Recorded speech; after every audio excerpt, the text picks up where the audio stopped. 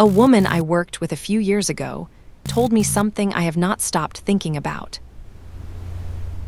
The best year of her career, the year she got the promotion she had been working toward for a long time, was also the year she felt the most behind at home.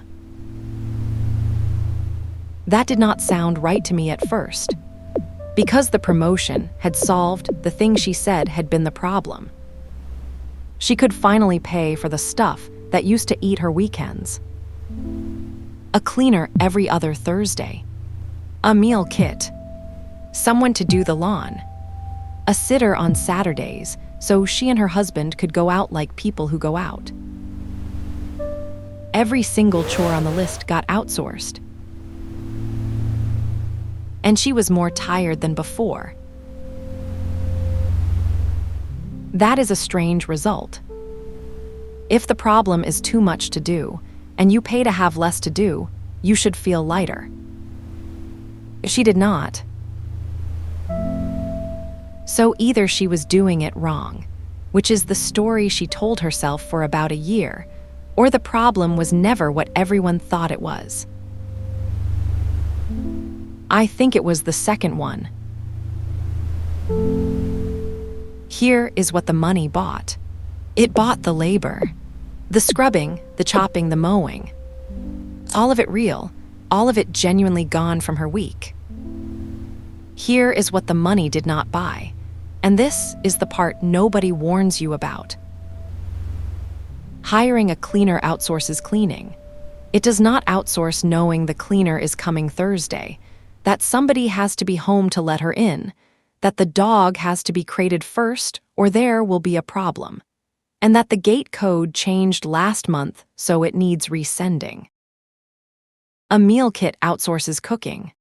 It does not outsource remembering that one person in the house cannot eat shellfish, that this week's delivery window lands on top of a dentist appointment, and that if nobody moves it, $40 of food sits on a doorstep in August.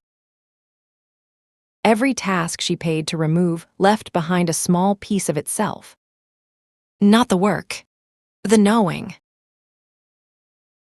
Put all those leftover pieces in one pile, and you get something that looks a lot like a job.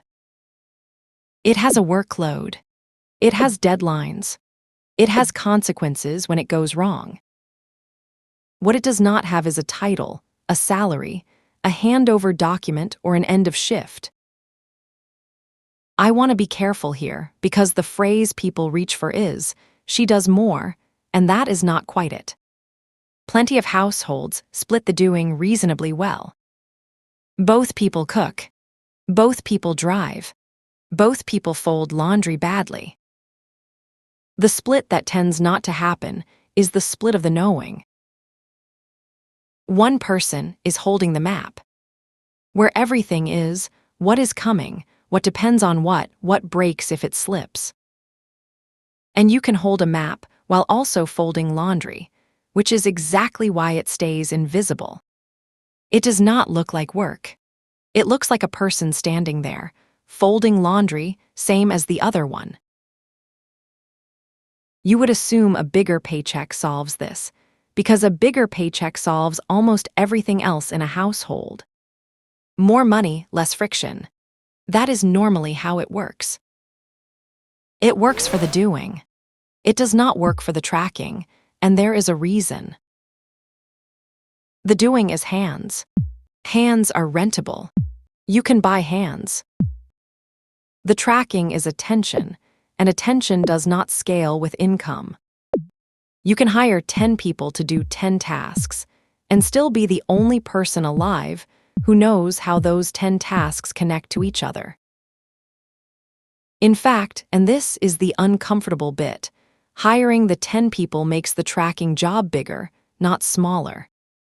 Now there are 10 schedules to hold instead of 10 chores to do. She had not bought her way out of the job. She had promoted herself into managing it.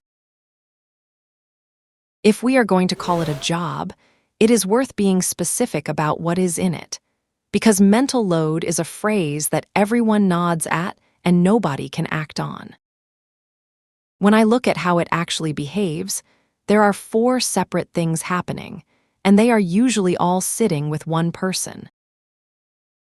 The first is noticing. Somebody has to register that the sunscreen is nearly out, that the shoes are tight, that the school email mentioned a deadline 3 weeks out. And notice where that actually happens. Not at home at a desk, with a notepad and a free hour. It happens at 2:14 on a Tuesday, in the 90 seconds between 2 meetings, because that is when the email arrived. Noticing lands before anyone could possibly be asked to help, because the thing is not a task yet. It is barely a thought. It is just a small weight that arrived in the middle of her workday and did not leave. The second is deciding.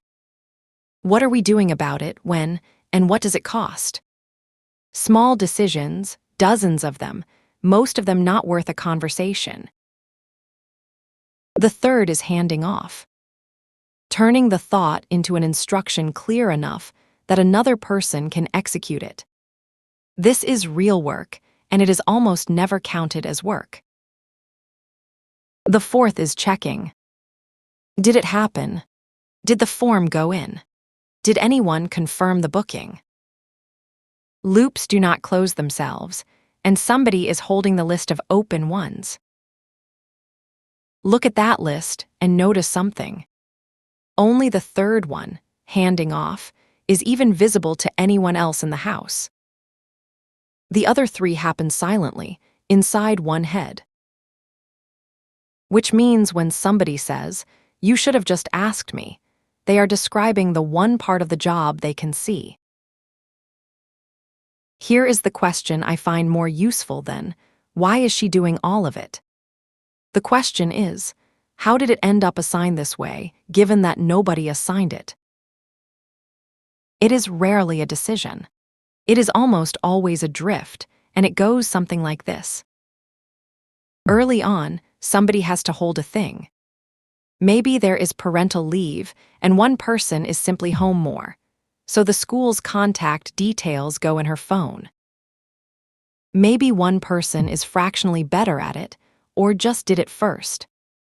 Either way, one person starts holding the map because someone had to. And watch how small that decision looks at the time. A form gets filled in. One number goes in the primary contact box. That is it. Except the school now calls that number for the next decade, and it rings at 2 in the afternoon on a Tuesday, and it does not check first whether she is in a meeting. An administrative default from 6 years ago quietly became a standing interruption in one person's working day, and nobody in the house has thought about it since. Then the second thing happens, and this is the part that locks it in.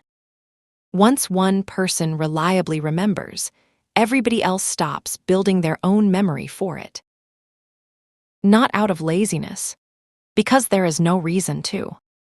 Why would you maintain a duplicate copy of information that is already reliably held? That is not selfishness. That is efficient. It is what any sensible person does. And so the thing compounds quietly for years, and one day somebody says, "You are just more organized than me," and they genuinely believe it is a compliment about her personality. It is not a personality trait. It is a system with one point of failure and no documentation. Which is good news, actually, because personality is hard to change and systems are not.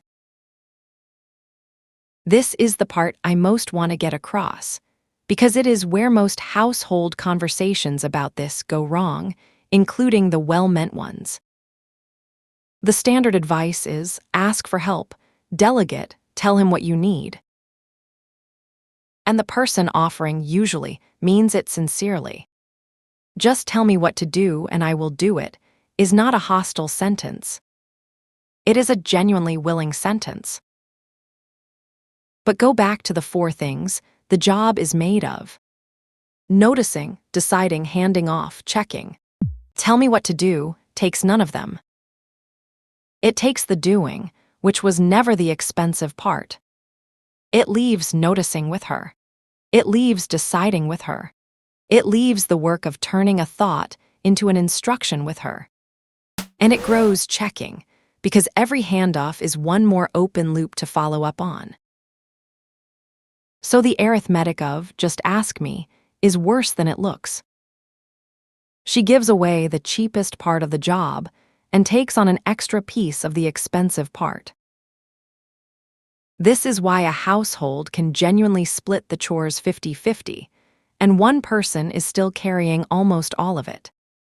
Nobody is lying about the 50-50. They are just measuring the only part that is visible. 2 quick honesties before I finish. This is not a video about men being useless. I have watched this land on the person who works from home, on the eldest daughter, on the one sibling who lives nearest the aging parent. It lands on whoever was standing closest when the music stopped. It just happens to land on mothers far more often than chance would explain. And this is not the video where I hand you an app. Tools can genuinely take pieces of this, and that is most of what this series is about. But a tool applied to an invisible job just gives you an invisible job with a subscription. The visibility has to come first. That is the whole reason this is episode 1. So I am not going to end this with 3 tips. I want to leave you with the question I asked that woman, the one who got the promotion and felt further behind than ever. It took her a while to answer it, and when she did, her answer was not about her husband. It was about how long it had been true before anyone noticed. In your house right now, who is the system? And here is the harder half of it. Does everybody else in the house know that? Or does it just look, from the outside, like she has it handled? Next week, I put a number on this one, and the number is worse than most people guess. New video every week. Subscribe if this sounded familiar.